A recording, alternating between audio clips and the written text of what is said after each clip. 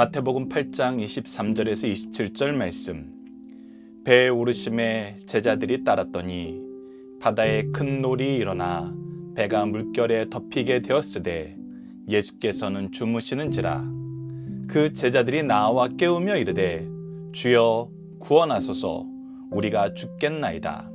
예수께서 이르시되 어찌하여 무서워하느냐, 믿음이 작은 자들아 하시고 곧 일어나사 바람과 바다를 꾸짖으시니 아주 잔잔하게 되거늘 그 사람들이 놀랍게 여겨 이르되 이가 어떠한 사람이기에 바람과 바다도 순종하는가 하더라. 아멘.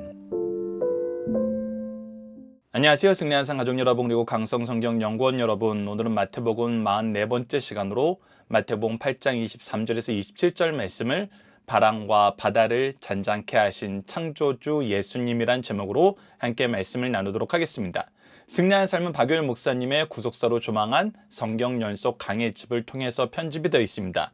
구속사로 조망한 성경 연속 강의 집은 총 30권으로 신약이 완간되어 있고 마태복음은 총 4권으로 구성되어 있습니다. 이번 달 우리가 함께 묵상하는 마태복음 8장에서 12장까지의 내용은 마태복음 2권의 내용에 수록되어 있습니다. 오늘 본문 말씀을 보도록 하겠습니다. 자, 23절을 봅시다. 배에 오르심에 제자들이 따랐더니. 자, 우리가 앞서 18절에 대한 묵상하기 말씀에서 마가복음 1장 38절을 함께 나눴었습니다. 예수님께서 배에 오르시고 계속해서 반대쪽으로 가시는 이유는 무엇입니까? 바로 복음을 전하기 위해서입니다. 왜 복음을 전하기 위해서 반대편으로 가십니까? 지금 이 사람들이 많이 찾아오고 있습니다. 예수님을 만나러 여러 군데에서 오고 있어요.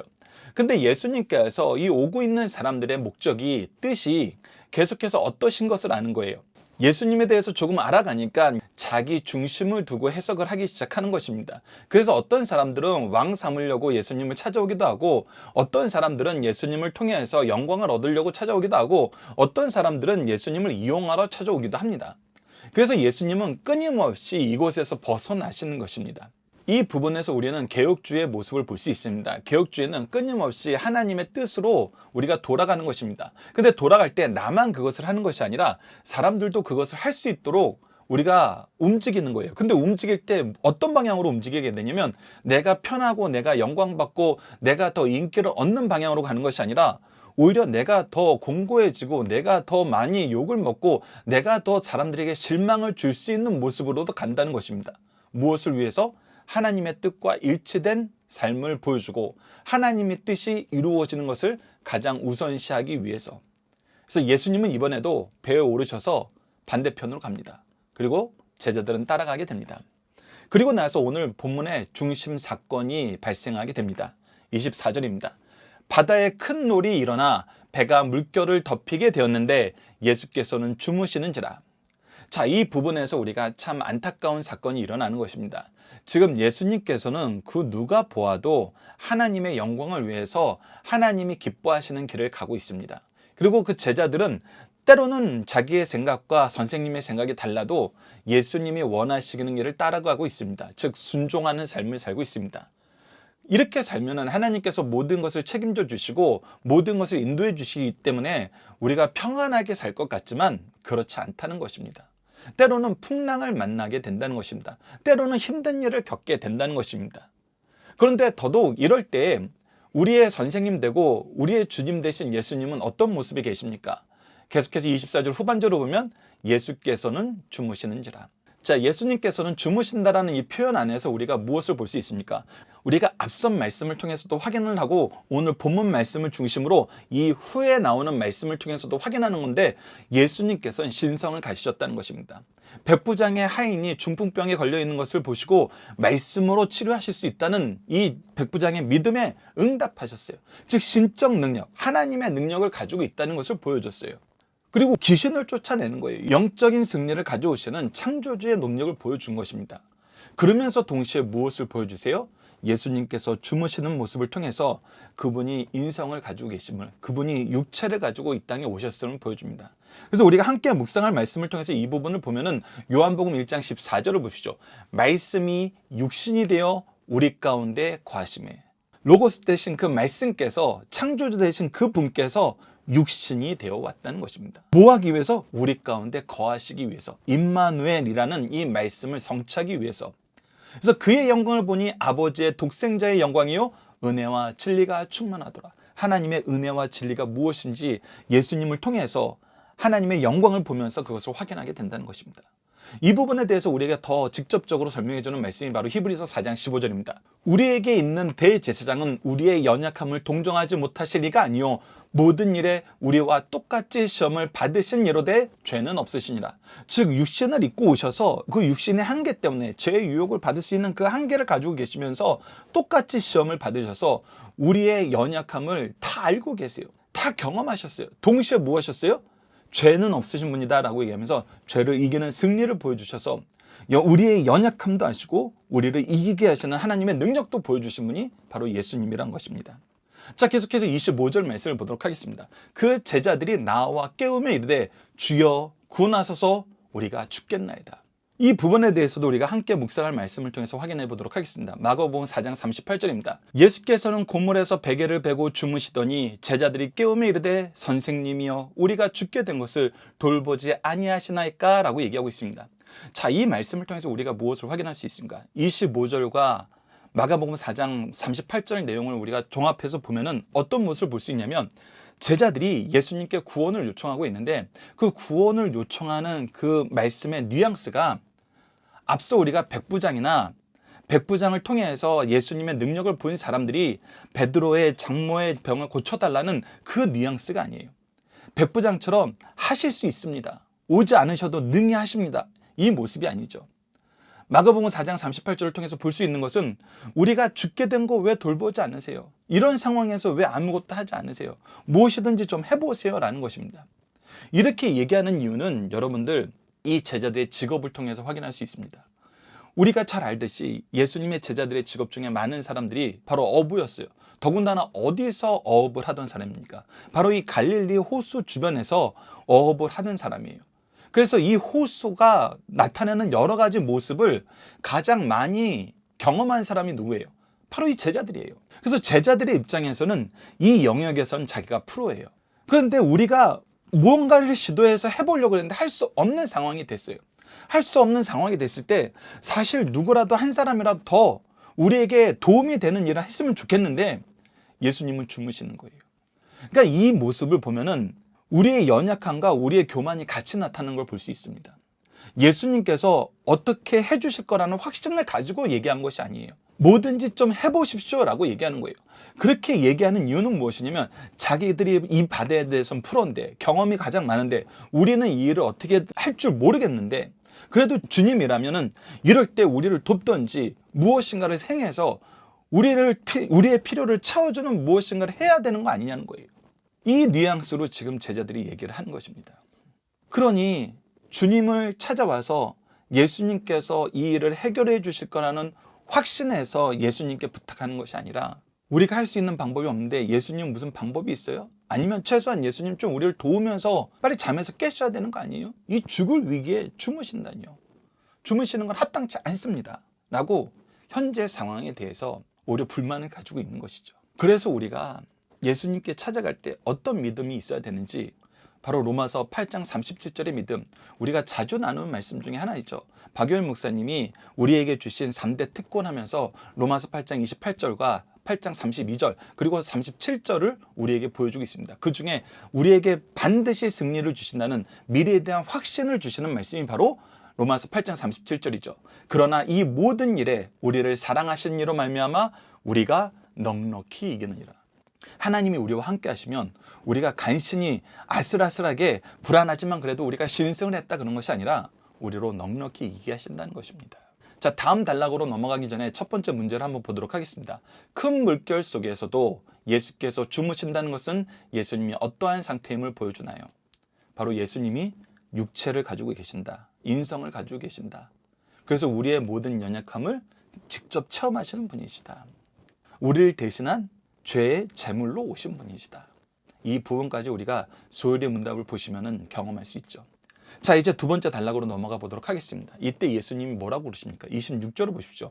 예수께서 이르시되 어찌하여 무서워하느냐? 믿음이 작은 자들아 하시고. 자, 어찌하여 무서워하느냐? 이 말씀의 근거가 되는 말씀은 무엇이에요? 우리가 앞서 봤던 로마서 8장 37절 말씀이에요. 하나님께서는 우리를 승리하게 하세요. 동시에 우리가 무엇을 경험하게 하세요? 예수 그리스도와 함께 이 승리의 능력과 승리의 순간을 허락하게 하실 때 환난이 올 수 있어요. 고난이 올 수 있어요. 그래서 우리는 고난을 보고 두려워하는 것이 아니에요. 우리에게 승리를 주신 하나님이 계시기 때문에 고난을 이기게 하실 승리의 소망을 가지고 우리가 살게 돼요. 근데 이 승리의 소망이 없이 두려워한다는 건 뭐예요? 바로 믿음이 작다는 거예요. 우리의 믿음이 바로 서지 못했다는 것입니다. 예수님 우리가 바로 알고 바로 믿고 바로 고백하고 바로 의지하지 못하는 삶을 살고 있다는 거예요. 그래서 예수님께서 이것을 지적하시는 것입니다. 이것을 책망하시는 거예요. 이것을 우리가 백부장의 믿음과 대비해서 보면 극명하게 나타나는 거예요. 그래서 백부장의 믿음이 정말 놀라운 믿음이라고 예수님이 선언할 수 있다는 것입니다. 그는 하나님의 말씀과 하나님이 우리를 향해서 하신 일을 그렇게 많이 경험하지도 못했어요. 그런데 자기가 로마 군인이 된 거, 로마 군인으로서 이 이스라엘 지역에 와서 이곳의 통치자가 된 거, 그 모든 것을 통해서 오히려 하나님을 알게 되었다고, 하나님을 바로 믿게 되었다고, 그래서 예수님을 내가 이렇게 믿고 있습니다라고 고백하는 이 모습이 나타났다는 것입니다. 그런데 이스라엘 민족에게는 하나님의 그 놀라운 구원의 역사가 수천 년에 걸쳐서 일어나고 있었어요. 그리고 말씀도 너무나 세밀하게 주고 계셨어요. 우리가 성경 말씀을 보면 하나님이 어떤 분이심을 분명히 드러내주는 말씀들이 있습니다. 자, 시편 56편 3절로 4절을 보시죠. 함께 묵상할 말씀이 기록되어 있습니다. 내가 두려워하는 날에는 내가 주를 의지하리이다. 내가 하나님을 의지하고 그 말씀을 찬송할지라. 내가 하나님을 의지하였은즉 두려워하지 아니하리니 혈육을 가진 사람이 어찌하리이까. 우리가 두려움을 이기는 유일한 길은 바로 하나님을 의지하는 거예요. 하나님이 우리와 함께 하시면 우리가 패배하는 것이 있을 수가 없어요. 우리 책의 제목처럼 승리하는 삶을 살게 됩니다.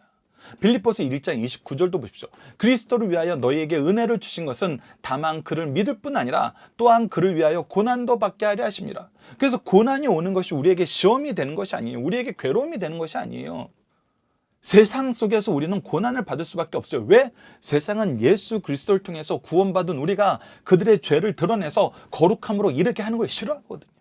거룩하지 않은 자들이 거룩한 척하고 사는 것을 좋아하거든요. 의롭지 않은 자들이 의로운 척하면서 사는 것을 좋아하거든요. 근데 예수님은 뭐라 그러시냐면 그거 잘못됐다. 그거 고치지 않으면, 그 죄의 문제 해결하지 않으면 천국에 들어갈 수 없다. 하나님의 구원의 은혜를 누릴 수 없다. 너희들에게 영원한 심판이 있다. 너희들을 살리기 위해서는 너희들이 싫어하더라도 너희들의 죄를 드러내야 된다. 암이 가득한 사람을 고치기 위해서는 그 사람이 나 건강 멀쩡한데 나 어제까지도 이런 하면서 육체적으로 약한 거 하나도 못 느꼈는데 그러더라도 암이 있다는 거 얘기해야 된다. 그래야 고칠 수 있다. 그 죄를 인정하고 그 죄를 해결하지 않으면, 그 병을 인정하고 그 병을 치료하지 않으면 살 수 없다는 것을 먼저 인정하게 하시기 때문에 예수님께서는 이 죄를 계속해서 드러내십니다. 그런데 이것 때문에 세상 사람들이 싫어해요. 그래서 고난을 받습니다. 계속해서 함께 묵상할 말씀 좀 더 보도록 하겠습니다. 시편 89편 9절. 주께서 바다의 파도를 다루시며 그 파도가 일어날 때 잔잔하게 하시나이다. 이 부분에서 우리가 말씀을 보면은 항상 실질적인 것과 영적인 것을 다 포함하고 있다는 걸 알 수 있어요. 주님께서는 실제로 큰 파도를 잔잔하게 하실 수 있는 창조주의 하나님이시고, 또 우리가 인생의 큰 파도를 큰 위기를 만났을 때 이것을 잔잔하게 하셔서 우리를 도우실 수 있는 분이 바로 하나님이세요. 그래서 우리가 환난에 있을 때 하나님께 기도하는 것입니다. 하나님의 뜻을 이루고 하나님의 뜻에 순종하는 삶을 살 때 우리에게 고난이 와요. 그때 우리가 두려워하지 않는 것은 우리를 승리하게 하시고 이 바다를 잔잔하게 하시는, 이 풍랑을 잔잔하게 하시는, 이 위협을 잔잔하게 하시는 하나님의 역사가 있다는 것입니다. 계속해서 시편 107편 25절과 29절을 보도록 하겠습니다. 여호와께서 명령하신즉 광풍이 일어나 바다 물결을 일으키는도다. 광풍은 교야하게 하사 물결도 잔잔하게 하시는도다. 이것을 통해서 무엇을 볼 수 있어요? 하나님께서는 광풍을 일으키시기도 하시고 잔잔하게도 하세요. 그러니 주권자 되신 하나님을 신뢰해야 돼요. 창조주 되시고 주권자 되신 하나님을 신뢰해야 됩니다. 그래서 제자들을 꾸짖으시는 거예요. 너희들이 지금 누구와 함께 있느냐? 너희들이 무엇을 위해서 부르심을 받았느냐? 이것이 분명하게 서 있으면은 환난을 두려워하지 않아요. 내 능력의 한계를 벗어난 일이 나타날 때에도 우리가 쓰러지지 않아요. 왜? 하나님이 하시니까. 그래서 예수님이 어떻게 하십니까? 곧 일어나사 바람과 바다를 꾸짖으시니 아주 잔잔하게 되거늘. 자, 예수님께서 어떻게 잔잔하게 하셨습니까? 꾸짖으셔서 베드로의 장모의 병을 치료하시는 모습을 누가복음과 함께 봤었는데 어떻게 하셨어요? 꾸짖으셨어요. 말씀이 능력이 있는 거예요. 말씀이 육신이 되어서 이 창조의 말씀이 하나님의 능력이신 이 말씀이 명령하니까 그대로 되는 거예요.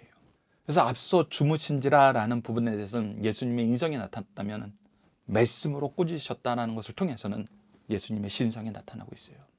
참 하나님 되시며 참 인간 되신 그 모습을 우리에게 오늘 동시에 보여주고 있는 것입니다. 그때 제자들의 반응은 어떻습니까? 27절 그 사람들이 놀랍게 여겨 이르되 이가 어떤 사람이기에 바람과 바다도 순종하는가 하더라. 앞서 백부장의 말씀을 통해서 우리가 확인했을 때처럼 제자들은 여전히 예수님에 대한 확실한 믿음이 없었어요. 그가 창조주 되심을 믿지 못했어요. 아직 그들의 신앙이 정립이 되지 않았었어요. 그래서 다시 한번 말씀드리지만 그래서 이 백부장의 믿음이 놀라웠다는 것입니다. 한계 있던 제자들도 아직 개념이 잡히지가 않아요. 아직 충분한 이해를 가지지 못해요. 그래서 얘기합니다. 이가 어떤 사람인가? 주무시는 걸 보시고는 사람인 거는 알겠는데 말씀으로 병을 깨끗하게 하고 말씀으로 귀신을 쫓아내고 말씀으로 자연을 잔잔하게 하신다니 도대체 누구실까? 우리가 오늘 함께 묵상하는 말씀을 제자들이 다 기억하고 배웠더라면 누구라고 인정할 수 있어요? 이분이 바로 하나님이시구나 고백할 수 있어요. 그리고 그 고백을 마침내 하죠. 우리가 마태복음 16장을 통해서 그 모습을 확인합니다. 하지만 아직은 그들이 바로 믿지 못하는 연약한 상태에 있습니다. 자, 이제 두 번째 문제를 보도록 하겠습니다. 예수님은 왜 제자들의 믿음이 작다고 책망하시나요? 바로 예수님이 누구신 것과 예수님이 제자들을 통해서 무슨 일을 하시기 위해서 부르셨는지를 깨닫지 못했기 때문이에요. 즉 하나님에 대해서, 예수님에 대해서, 하나님의 뜻에 대해서, 예수 그리스도의 사역에 대해서 잘 모르는 거예요. 자, 잘 모르는 첫 번째 이유는 무엇입니까? 예수님께서는 어떤 삶을 살고 계세요? 성경대로 나시고 성경대로 사시고 성경대로 죽으시고 성경대로 장사되시고 성경대로 부활하시고 성경대로 다시 오시는 삶을 살고 있어요. 그래서 예수님의 모습을 보면은 하나님께서 우리에게 약속하신 모습이 다 나타나고 있어요. 그런데 예수님을 믿지 못한다는 것은 즉 우리가 무엇에 대한 충분한 이해가 없는 거예요. 말씀에 대한 충분한 이해가 없는 거예요. 때로는 말씀에 대한 이해가 있는 바리새인들과 서기관들, 대제사장들도 예수님에 대해서 바로 알지 못했어요. 아니 인정하려 하지 않았어요. 그건 뭐예요? 알면서도 말씀을 자기 식대로 해석하는 거예요. 자기에게 유리한 걸로만 이용하려는 거예요. 그래서 말씀을 우리는 순수하게 봐야 된다. 있는 그대로 봐야 된다는 표현을 자주 하는 것입니다. 있는 그대로 보는데 가장 좋은 방법이 바로 연속 강해 설교라는 것입니다. 어떤 말씀을 보고 어떤 말씀은 안 보고 선택하는 것이 아니라 우리가 충분히 다 보는 거거든요. 그래서 우리가 어떤 사건을 해석하려고 할 때 어떤 성경 말씀 한 절을 통해서 그 사건을 해석한다는 것은 사실 잘못 해석할 가능성이 굉장히 많아요. 주로 이단들이 그렇게 해석을 하죠. 그래서 우리는 어떻게 해석을 해야 돼요? 그 말씀에 해당하는 본문 전체로 볼 줄 알아야 돼요. 그러니까 우리가 회개하라 천국에 가까우니라 이 말씀을 바로 해석하기 위해서는 사실은 마태복음 전문에 대한 이해가 있어야 돼요. 더 나아가서는 사복음서의 전문에 대한 이해가 있어야 돼요. 더 나아가서는 성경 66권에 대한 이해가 있을 때 우리가 더 바르게 해석할 수 있습니다. 그래서 우리에게 주야로 말씀을 묵상하는 시간이 필요한 것입니다.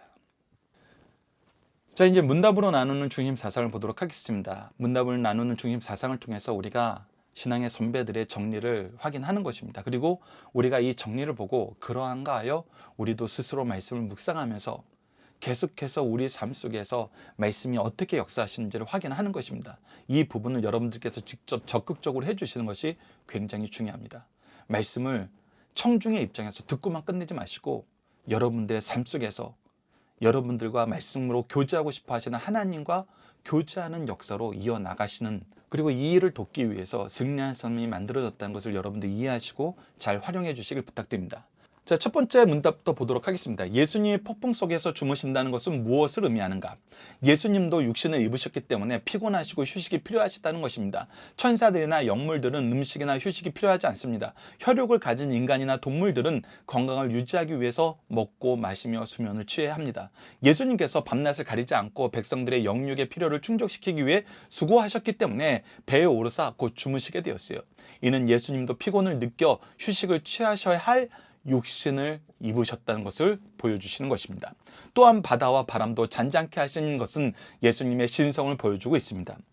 두 번째, 주님의 일을 하는 사람에게도 시련이 오는가라는 것입니다. 예수님을 믿는 성도들에게도 뜻하지 않은 시련이 올 수 있습니다. 예수님을 모시고 함께 가는 제자들에게도 뜻하지 않은 시련이 닥쳐와 근심과 걱정에 사로잡힐 수 있어요. 이때 성도들은 고난의 참 의미를 깨닫게 되고 자신이 아무리 훌륭한 위치를 확보했다 할지라도 참으로 자연과 하나님 앞에서는 무력한 존재라는 사실을 깨닫고 교만한 마음을 버리게 됩니다. 이는 시련이나 고난이 문제가 아니라 그것을 어떻게 겸손히 하나님 앞에서 해결하는가가 문제라는 사실을 보여줍니다. 우리의 능력을 할 수 있는 것은 극히 적어요. 그래서 우리가 항상 하나님 앞에 겸손한 것입니다. 그분의 은혜가 아니면 우리는 살 수 없습니다. 그분의 도우심이 아니면 우리는 할 수 없습니다. 이것이 회개를 통해서 우리가 배웠던 부분입니다. 세 번째, 예수님이 창조주로서 보여주신 능력은 무엇입니까? 제자들이 폭풍 중에 두려워 주를 깨우게 될 때 제자들의 믿음이 적음을 책망하시고 바람과 바다를 꾸짖어 잔잔하게 하셨습니다. 이와 같이 창조주로서 자연을 지배하심을 보게 된 제자들은 두려움이 변하여 기이 여기고 이제 재난에 대한 두려움보다는 창조주 앞에 두려움을 가지고 하나님을 바로 섬길 것을 가르쳐주고 있습니다. 자, 이제 암송 고백 결단 기도 훈련으로 들어가 보도록 하겠습니다. 오늘 본문 말씀을 통해서 제가 암송하기로 선택한 구절은 마태복음 8장 23절입니다. 예수께서 이르시되 어찌하여 무서워하느냐 믿음이 작은 자들아 하시고 곧 일어나사 바람과 바다를 꾸짖으시니 아주 잔잔하게 되거늘. 우리의 믿음을 예수님께서 얘기하고 계십니다. 그리고 믿음이 작은 것에 대해서 예수님께서 얘기하고 계십니다. 믿음이 없는 삶과 있는 삶의 차이를 그리고 보여주고 계십니다. 그리고 믿음을 더하게 하시기 위해서, 믿음을 굳세게 하기 위해서 예수님의 능력을 보여주십니다. 예수님은 알게 하십니다. 이 말씀의 은혜가 여러분들에게도 가득하길 기도합니다. 자, 이제 고백 결단 시간입니다. 다음과 같이 고백했으면 합니다. 고난 중에도 두려워하지 않고 우리를 위해 이 땅에 오시고 승리하신 참 하나님이시며 참 사람이신 예수 그리스도를 믿고 따르는 삶을 살겠습니다. 자, 이제 기도 훈련입니다. 기도는 다음과 같은 5단계를 통해서 우리가 훈련하고 있습니다. 구속의 역사에 나타난 하나님을 배우고 고백하는 것이고, 두 번째는 우리를 위해 먼저 행하신 일을 감사하는 것이고, 세 번째는 하나님의 뜻을 따르지 못함을 회개하는 것이고, 네 번째는 주님 뜻 이루는 데 쓰임받도록 도움의심을 간구하는 것이고, 마지막은 구속을 이루신 예수님 이름으로 기도하는 것입니다. 오늘 본문 말씀을 통해서 여러분들과 다음과 같이 기도했으면 합니다.